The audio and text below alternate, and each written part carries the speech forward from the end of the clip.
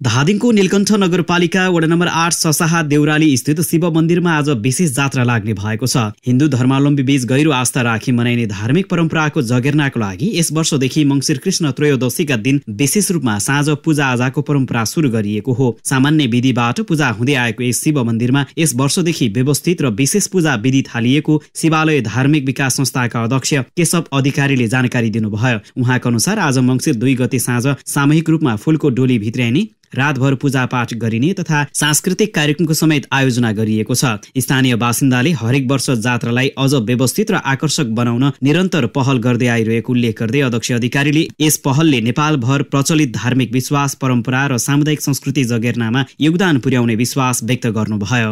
सम्पूर्ण श्रद्धालु भक्तजनहरूमा हाम्रो यस नीलकण्ठ वडा नम्बर 8 ससामा स्थापित यो शिवालय मन्दिरमा विगतका वर्षहरूमा सामान्य पूजाआजा गरिँदै आएकोमा अब यस वर्षबाट चाहिँ हामीले अलिकति विशेष रूपमा यसलाई जात्राको रूपमा चाहिँ परिचालन गर्न खोजिरहेका छौँ।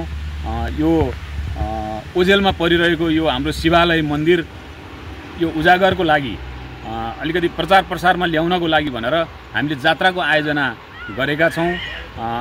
आज 2 गते बेलुकी यहाँहरू यस मन्दिर परिसरमा आएर यो कार्यक्रमको शोभा बढाइदिनु हुनेछ भन्ने आशाका साथ सम्पूर्ण भक्तजनहरूलाई म विशेष अनुरोध गर्न चाहन्छु र निमन्त्रणा गर्न चाहन्छु।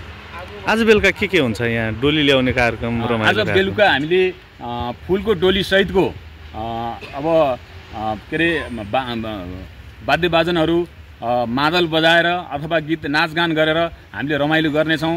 अनि यहाँ दीप प्रज्वलन गर्नेछौँ, बत्ती बाल्नेछौँ, रातभरि जागराम बस्नेछौँ र भोलि बिहान यस मन्दिरको प्राङ्गणमा हामीले सतबिज छर्ने कार्यक्रम पनि राखेका छौँ।